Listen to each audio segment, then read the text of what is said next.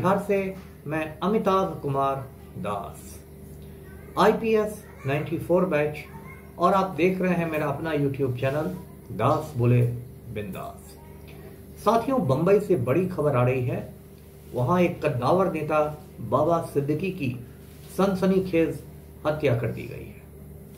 अब इस वीडियो को आखिर तक दिल थाम कर देखिए, ये एक रोचक और ज्ञानवर्धक वीडियो है। साथियों, सबसे पहले बाबा सिद्दीकी के बारे में जानते हैं। बाबा सिद्दीकी, जिनका पूरा नाम था बाबा जियाउद्दीन सिद्दीकी, वे मूल रूप से बिहार के रहने वाले थे। बिहार में एक जिला है गोपालगंज, गोपालगंज में एक प्रखंड है, ब्लॉक है मांझा, मांझा में वे शेख टोली गांव के रहने वाले थे।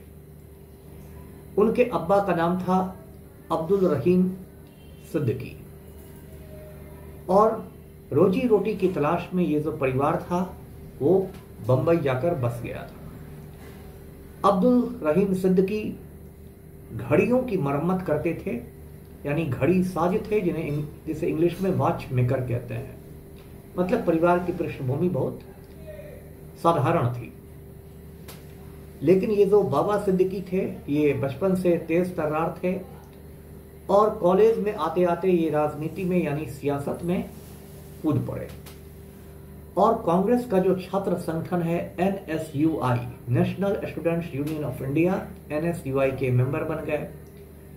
उसके बाद ये फिर यूथ कांग्रेस में आए। ये बांद्रा इलाके में रहते थे, काफी मिलनसार थे बाबा सिद्दीकी, और जल्दी ही लोगों में बहुत लोकप्रिय हो गए। संयोग से बाबा सिद्दीकी को सुनील दत्त साहब की सरपरस्ती मिल गई।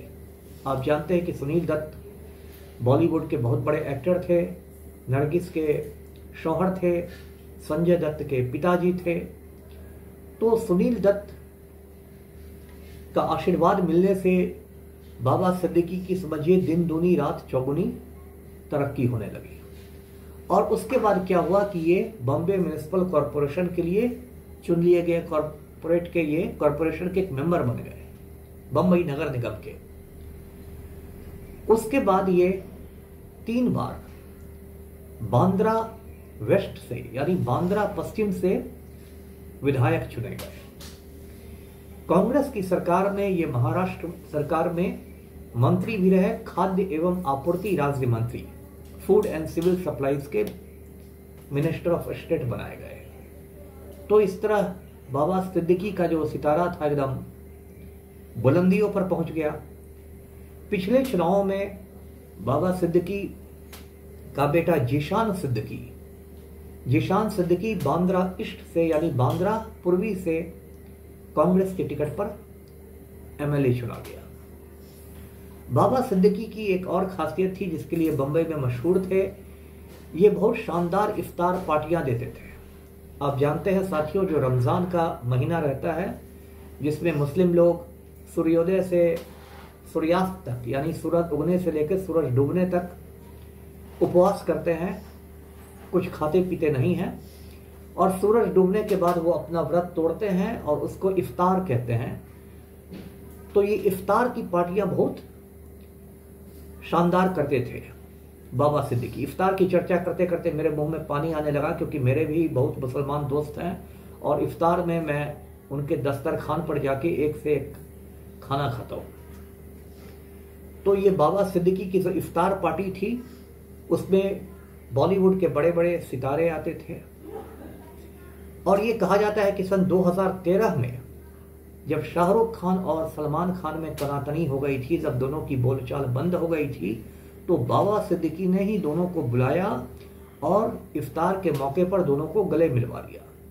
तो इसी से आप समझ सकते हैं कि बाबा सिद्दीकी की जो धमक थी बॉलीवुड में कितनी ज्यादा थी। और सुनील दत्त के फैमिली के तो एक तरह से वो पारिवारिक सदस्य ही थे, जैसा मैंने आपको पहले बता ही दिया। अच्छा, बाबा सिद्दीकी ने लगभग 48 बरस तक कांग्रेस का दामन थाम के रखा, लेकिन इसी साल फरवरी में यानी कि 8 महीने पहले समझिए ये कांग्रेस छोड़ के शामिल हो गए NCP अजित पवार गुट में। NCP आप जानते हैं नेशनलिस्ट कांग्रेस पार्टी है, राष्ट्रवादी कांग्रेस पार्टी है। उसके 2 धड़े हैं, एक के नेता है शरद पवार और दूसरे के नेता हैं अजीत पवार, जो उन्हीं के भतीजे हैं। एनसीपी अजीत पवार जो है वो आज की तारीख में महाराष्ट्र में बीजेपी के साथ सरकार में शामिल है। तो बाबा सिद्दीकी कांग्रेस से 48 साल पुराना नाता तोड़ के एनसीपी अजीत पवार में आ गए। इससे कांग्रेस पार्टी नाराज हो गई और उनके बेटे जीशान सिद्दीकी को कांग्रेस ने पार्टी से निकाल दिया। बाबा सिद्दीकी का बेटा है जीशान सिद्दीकी और उनको एक बेटी भी है जिसका नाम है अर्शिया सिद्दीकी। अब देखिए कल की बात आते हैं। कल यानी 12 अक्टूबर 2024 विजयादशमी का दिन था। पूरे हिंदुस्तान में हर्षोल्लास के साथ मनाया जा रहा था। बाबा सिद्दीकी भी जो अपने इनके बेटे का जो ऑफिस है वहां पहुंचे थे। वहां एक खेतवाड़ी करके जगह है, वहीं पर अचानक 3 लोगों ने आके उन्हें गोली मार दी। 2 गोलियां उनके पेट में लगी, 1 गोली छाती में लगी, वो गिर गए। उसके बाद बाबा सिद्दीकी को लोग ले गए, बांद्रा में एक बहुत बड़ा हॉस्पिटल है लीलावती हॉस्पिटल ले गए, लेकिन डॉक्टर लोग उनकी जान नहीं बचा सके और इस तरह 68 साल की उम्र में बाबा सिद्दीकी मौत के मुंह में समा गए। 1956 की उनकी पैदाइश थी। अब जब बाबा सिद्दीकी के कत्ल की खबर हुई तो पूरे हिंदुस्तान में एक तरह से हंगामा हो गया। उनके जो 3 कातिल थे उनमें 2 कातिलों को पकड़ लिया गया, 1 कातिल फरार है। जो 2 कातिल पकड़े गए हैं, एक यूपी का रहने वाला है, एक हरियाणा का रहने वाला है। बाबा सिद्दीकी की मौत से पूरा बॉलीवुड दहल गया है। संजय दत्त लीलावती अस्पताल पहुंचे, फिर शिल्पा शेट्टी रोते हुए पहुंची, फिर सलमान खान और सल्लू मियां पहुंचे, अभी और भी लोग पहुंचेंगे और ये बहुत बड़ी खबर है। अब देखें कि उनकी हत्या किसने करवाई होगी। अभी जो शक की सुई है वो शक की सुई है लॉरेंस बिश्नोई गिरोह पर गई है। लॉरेंस बिश्नोई के बारे में मैं पहले भी आपको कई वीडियो में बता चुका हूं। ये बहुत बड़ा गैंगस्टर है। कभी वो दिल्ली के तिहाड़ जेल में बंद रहता है, कभी गुजरात के साबरमती जेल में सालों से बंद है, लेकिन उसकी गतिविधियां पूरी चलती रहती है। उसका गैंग पूरा सक्रिय रहता है। 1-2 साल पहले उसने पंजाबी के बड़े सिंगर सिद्धू मूसेवाला का खून करवा लिया था। अभी 1 महीना पहले उसने दिल्ली में गैंगस्टर नादिर शाह का खून करवा लिया था। और लॉरेंस बिश्नोई बड़ा खूंखार अपराधी है। उसने सलमान खान की हत्या की कसम खाई हुई है, क्योंकि आपको याद होगा कुछ साल पहले जोधपुर में सलमान खान ने काले हिरण का शिकार कर दिया था। अब ये जो बिश्नोई समाज होता है राजस्थान का, बिश्नोई लोग हरियाणा में भी होते हैं, ये लोग काले हिरण को बहुत पवित्र मानते हैं, उसकी पूजा करते हैं। तो लॉरेंस बिश्नोई ने ऐलान किया कि मैं तो हर हाल में सलमान खान का खून करूंगा। तो लोग ये कह रहे हैं कि हो सकता है बाबा सिद्दीकी जो सलमान खान के बहुत करीबी थे, उनका खून भी लॉरेंस बिश्नोई ने करवा दिया हो। ये बात भी आ रही है कि बाबा सिद्दीकी को वाई कैटेगरी की सुरक्षा मिली हुई थी, वाई श्रेणी की। तो जब कत्ल हुआ उसमें उनके बॉडीगार्ड्स कहाँ थे, उसमें उनके अंगरक्षक कहाँ चले गए थे। तो अभी ये सारा मामला उलझा हुआ है। दोनों जो कातिल पकड़े गए हैं उन दोनों कातिलों से गहरी पूछताछ हो रही है और हो सकता है शाम तक या कल तक कुछ और बातें निकल के आए तो मैं फिर दूसरे वीडियो में आपको बताऊंगा। लेकिन बाबा सिद्दीकी की हत्या ने एक तरह से एक बड़ा सवालिया निशान लगा दिया है बम्बई के ऊपर कि इस महानगर में क्या हो रहा है।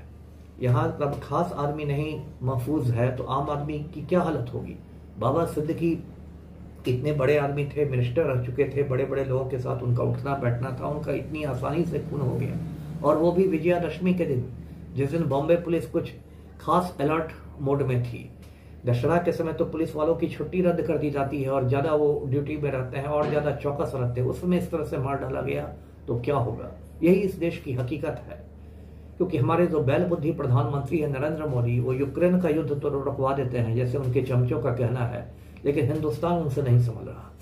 और जो हमारे तड़ीपार होम मिनिस्टर हैं, तड़ीपार गृह मंत्री अमित शाह, वो तो साल भर ऑपरेशन लोटस में ही लगे रहते हैं कि किस एमएलए को खरीदा जाए, किसको 50 करोड़ में खरीदा जाए, किसको 100 करोड़ में खरीदा जाए, और कहाँ गैर भाजपा सरकार गिराई जाए, कैसे जोड़ तोड़ हो, किसको सूटकेस पहुंचाया जाए, कहाँ चार्टर्ड प्लेन से एमएलए को पहुंचाया जाए, किस रिजॉर्ट में ठहराया जाए।